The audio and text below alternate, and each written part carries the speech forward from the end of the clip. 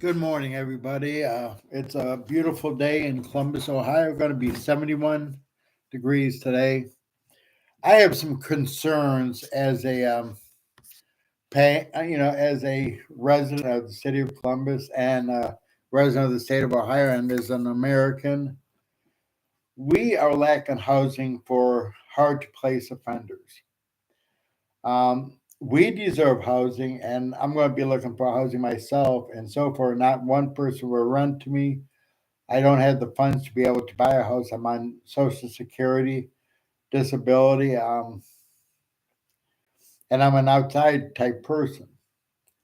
But we can't find a place in Columbus that will actually rent to me, knowing I've been out of prison for 13, 14 years now, something like, well, at least 14, I believe.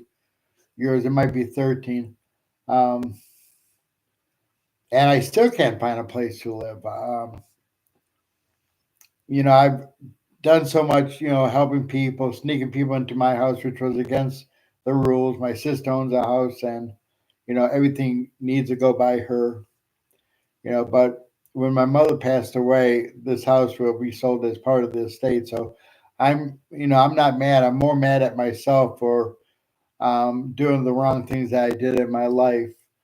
I was not guilty of the conviction that I did, but I was guilty of something. It was originally a misdemeanor, first degree misdemeanor, and that's what it should have stayed at. But we know how the system is, and the system somewhat is broken. You know, everybody deserves a place to live. I feel bad for those homeless folks on the street, and I never really thought about the homeless folks until a couple years ago. Hope for the Community started, um, you know, working with the homeless somewhat. We just did bag lunches this last. I don't know if it was in the fall or winter, but we did it for the open mission on Parsons Avenue. And the sad thing is, I could have been homeless if my parents wouldn't have bought this house when I got out of prison. I could have been homeless. Physically, I can't anymore because of my health. At least I don't want to be homeless. Put it that way. I have great sisters that have really looked out for me, so I can't say anything negative about my family. Um, but we need as a city of Columbus, we need the city really to look at these abandoned houses, and I'd be willing to run some of them if we could get some of the abandoned houses in Columbus um, fixed up for hard to place offenders so that they would have a place to live. I can't just rent a room because I get IVs done. I have therapy done 4 times a week. I have an aide that comes in, so I would need a house pretty much. Apartment building so far has turned me down completely. I said, I tell him, I said, I've been out of prison for this many years. My crime was committed 30 some years ago. Um, don't you think I deserve a chance now? And I thought the rule for most of them was like within seven, if the crime was 7 years or longer, that you would have a chance. Um, and I'm dumbfounded. I don't know which way to turn. I've tried to find housing for people in the past. Sex offenders, you almost can't. And my crime was one kind of attempted kidnapping, but it was really public indecency. So they listed me as a sex offender. So it doesn't make any sense. I'm not saying everybody should be trusted by no means, but I would be worried more so about the people that have not been caught, that has done wrong, and is still continuing to do wrong, which is not everybody that's coming out of prison. If a person has proven themselves that they have done everything that they needed to do what is right, they should be given a fair chance, just like anybody else. They should be allowed to rent, just like anybody else. I have no restrictions where I can live, but I still can't find a place. Um, I wouldn't mind moving down to Mansfield. There's a young lady that's been like a daughter to me that will video chat with me daily, call me, see how I'm doing, and that's Victoria. I would love to live close to her, but all my doctors are here in Columbus. And I mean, I'm sure I could transfer everything out to Mansfield area. But, it's something that needs to be worked on.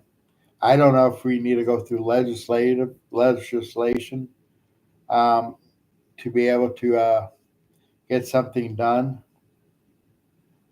Um, but we need to we need to get going on this issue. One thing is you don't want a drug offender, somebody that was down on murder, somebody that was down on a sexual offense to be homeless. A lot of times when you're homeless and you're being pushed, away from people is when you can't think reasonably and, their addictions could start back up. Everybody needs the support. I'm not talking about financial, but moral support from people. Um, I've heard many times of people going to church when they get out of prison, and the pastor would ask them to live because of their conviction. I mean, to leave because of their conviction. And a church is supposed to be a sanctuary for sinners because we all sin, and there's no sin greater than the next. That's what I was taught, at least. Um, if I lived in the Palmer Heights area, or even Cleveland area, I would love to go to Palmer Heights Baptist Church. They have a great pastor there, Pastor Shane. He did my mother's funeral, my dad's funeral, and I have a lot of respect for him. I've talked to him on Facebook a few times. Um, but it you know, it's just something that really intrigues me on what is wrong with society. Why do we as Americans judge other people and put people down? I was made fun of when I was in high school because I was in special classes because I couldn't settle still. Um, and kids would make fun of you. They were cruel, and I feel the same way as adults treat people on the street. Um, you would think the older you get, the more respect you would start showing people, and that's not really what's happening. I left the Republican Party because one state rep said the Republicans don't respect me, they don't like me, and the thing is, I'm a registered voter, and the Democrats have treated me a lot better. Now I'm going to be a conservative still. I'm pro-life, and I will always be pro-life. I was adopted at 6 months. I believe it was 6 months. No, I mean 9 months. I was born at 6 months. I was born premature, and I have health problems. So, you know, this really has me stressed and worried. Now I know what some of the people feel like that's been looking for housing. Most of the people I know, and according to a couple of the case managers, a lot of them are living in their cars. They're homeless. I don't have a car to live in, and they can't find a place.